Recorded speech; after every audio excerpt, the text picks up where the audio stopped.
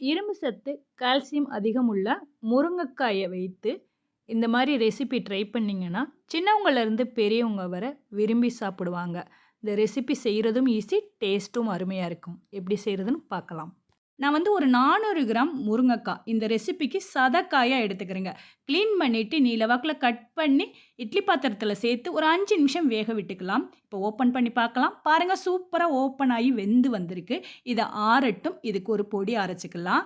ஒரு கடாயில 1/4 டீஸ்பூன் கடுகு, 1/2 டீஸ்பூன் வெந்தயம் சேர்த்து நல்ல கடுகு பொரிஞ்சதும் ஸ்டவ்வ ஆஃப் பண்ணிட்டு, இத ஆறுனதுக்கப்புறம் பொடி பண்ணி வச்சுக்கிறேங்க.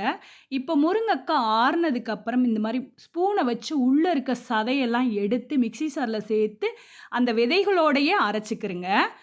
அடுத்து ஒரு கடாயில 2 டேபிள் ஸ்பூன் நல்லெண்ணெய் சேர்த்துருக்கேன். நல்லெண்ணெய் நல்லா ஹீட் ஆனதுக்கப்புறம் 1/2 டீஸ்பூன் கடுகு, உளுந்தம் பருப்பு, கொஞ்சமா கருவேப்பிலை சேர்த்து பொரிஞ்சதும் ஒரு 10 பல்லு பூண்ட நல்லா நசுக்கிட்டு இது கூட சேர்த்து பச்சை வாசனை போகும் வரை நல்லா வதக்கிக்கிறேங்க. பச்சை வாசனை போய் பூண்டு நல்லா வதக்குனதுக்கு அப்புறம் முருங்கைக்காய் உள்ள சதையை எடுத்து பேஸ்ட்டா பண்ணி வச்சிருக்கோம்ல, அதை இது கூட சேர்த்துக்கிறேங்க. கூடவே 1/2 டீஸ்பூன் உப்பு, 1/4 டீஸ்பூன் பெருங்காய பவுடர் சேர்த்துக்கிறேங்க. தனி மிளகாய்த்தூள் 1/2 spoon, Kashmir chilli powder 1 spoon சேர்த்துக்கிறேன். சேர்த்து நல்லா அந்த ஆயில்லையே நல்லா வதக்கி விடுங்க. இந்த மாதிரி வதக்கி செய்யும்போது டேஸ்ட்டும் அருமையாக இருக்கும். அதே சமயம் ரொம்ப நாளைக்கு ஸ்டோர் பண்ணும்போது கெட்டும் போகாது.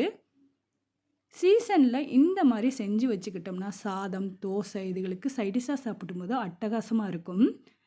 இந்த மாதிரி ஒரு 5 நிமிஷம் எண்ணெய் பிரிஞ்சு வதங்கி வந்ததுக்கப்புறம் இது கூட முதல்ல இந்த மாதிரி சுருள இந்த கலர் சேஞ்ச் ஆகி நல்ல வாசனை வரும் டைமில் வெந்தயமும் கடுகும் வறுத்துட்டு பொடி பண்ணதை 1 ஸ்பூன் சேர்த்து மிக்ஸ் பண்ணிவிட்டு நல்லா மிக்ஸ் பண்ணி விடுங்க.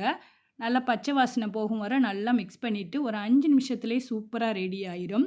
சூப்பராக கமகமன்னு வாசனையான முருங்கைக்காய் பிக்கிள் ரெடி ஆயிடுச்சு. கண்டிப்பாக நீங்களும் ட்ரை பண்ணிவிட்டு உங்களோட ஃபீட்பேக்கை நித்திலம் சேனலுக்கு ஷேர் பண்ணுங்கள். தேங்க்யூ ஃபார் வாட்சிங்.